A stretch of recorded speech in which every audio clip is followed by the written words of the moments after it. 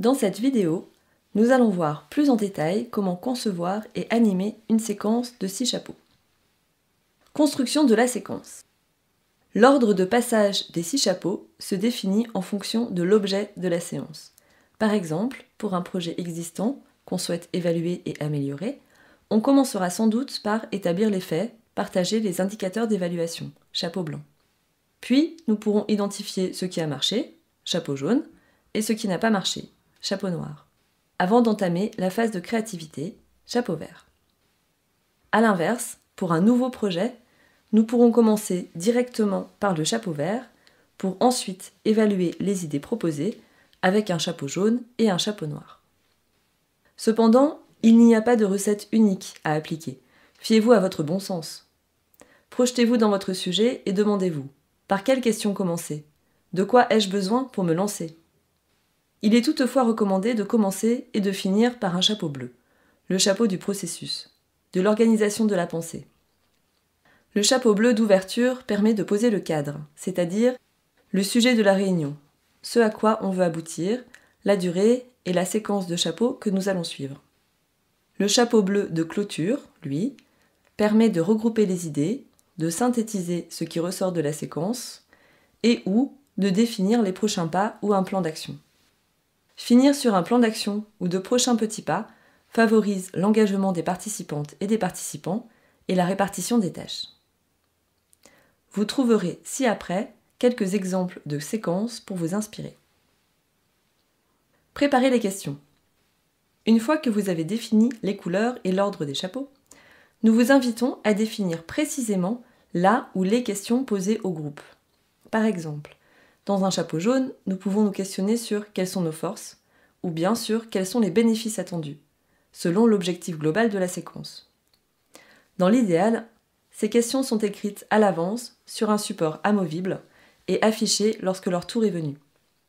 Vous pouvez également préparer des questions de relance que vous utiliserez si vos questions initiales ne fonctionnent pas ou ne fonctionnent pas assez.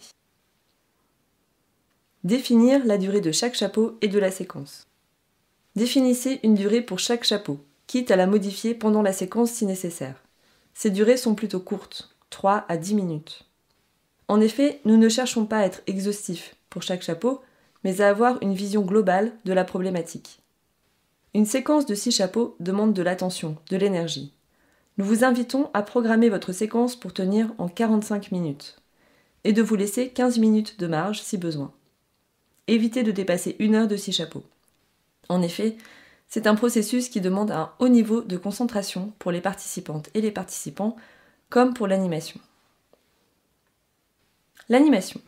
Venons-en à l'animation à proprement parler. Le rôle de l'animateur, de l'animatrice, dans une méthode de 6 chapeaux, consiste essentiellement à canaliser l'énergie du groupe dans le mode de pensée du chapeau en cours. Il s'agit aussi pour cela de couper court à tout débat ou développement d'idées trop long. Le but de la méthode est de capter un grand nombre d'apports par chapeau pour avoir une vision d'ensemble, pas d'approfondir l'un des concepts. Couper une parole ou recadrer une personne pour l'aider à rester dans la dynamique et le chapeau en cours, c'est être au service du groupe. C'est bien pour cela qu'une personne prend ce rôle. Voici quelques pratiques que nous vous conseillons pour ce faire. Prendre soin du démarrage. Tout d'abord, prendre soin de votre démarrage et poser le cadre, c'est-à-dire prendre le temps nécessaire pour faire alliance avec le groupe, prendre votre place d'animateur ou d'animatrice et vous mettre dans les meilleures conditions pour vous. Voici une proposition de déroulé de démarrage pour vous inspirer. Une introduction pour partager votre intention, votre élan intérieur ou votre état du moment.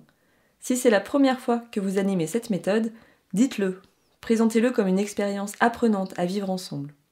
Ensuite, il peut être judicieux d'expliquer rapidement la méthode des 6 chapeaux et de présenter votre rôle. Vous êtes là pour stimuler l'émergence des idées en lien avec le chapeau et pour aider les personnes à trier dans ce qui est partagé, ce qui est du ressort du chapeau en cours ou pas.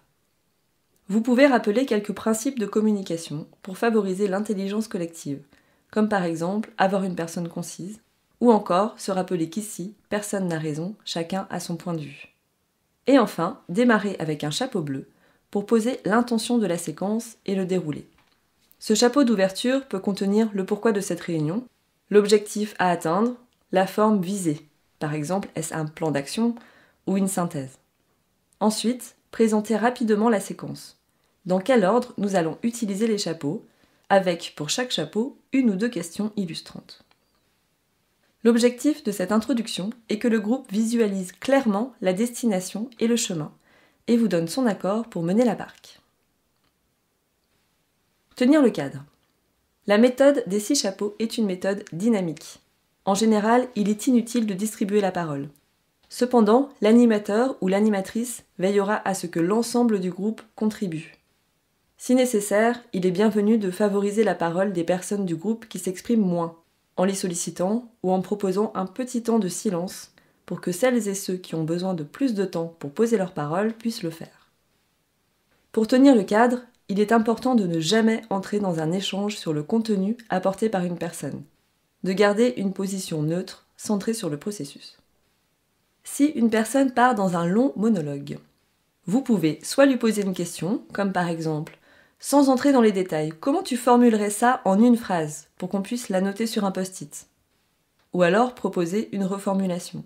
« Si on l'écrit comme ça, est-ce que ça résume ce que tu voulais dire ?» Si une personne réagit par rapport à l'apport d'une autre personne et qu'un débat s'installe, invitez-la à offrir son chapeau à elle, indépendamment de celui des autres. Et rappelez que la méthode des 6 chapeaux n'est pas un espace de débat. Toutes les idées sont bienvenues, même si elles sont contradictoires. On ne cherche pas à se mettre d'accord.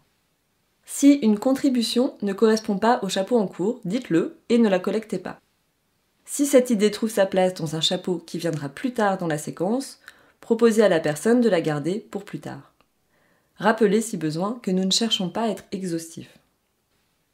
Si vous sentez que le groupe a du mal à entrer dans le chapeau, ou si la dynamique retombe, n'hésitez pas à relancer en posant une nouvelle question, ou en formulant vos questions autrement. Si, au contraire, vous sentez que le groupe a encore beaucoup de choses à dire sur ce chapeau, et que vous arrivez à la fin du temps imparti, vous pouvez décider de rallonger le chapeau. Il faut juste le dire et préciser la durée supplémentaire. Prendre le temps de changer de chapeau. Entre chaque chapeau, prenez le temps nécessaire pour sortir d'un mode de pensée et entrer dans un autre. Pour cela, vous pouvez prévoir éventuellement une courte activité physique ou sensorielle. Se lever, s'étirer, changer de place. Puis, une fois de nouveau assis, dire le mode de pensée du chapeau que nous allons vivre. Et inviter les participantes et participants à évoquer mentalement une image, une personne, une situation qui représente pour elles ce chapeau. Une fois cette transition effectuée, lancez la séance en posant votre première question au groupe et en lançant le minuteur. S'adapter à ce qui est vivant. Enfin, durant une séance de 6 chapeaux, ce qui est partagé, la façon dont réagit le groupe peut vous amener à changer votre séquence en cours de route. Pas de problème, au contraire. La capacité d'adaptation à ce qui est vivant est une des qualités fondamentales en animation. Vous pouvez pour cela prendre un temps de réflexion pour vous ou questionner le groupe. Par contre, gardez bien la main sur la décision finale.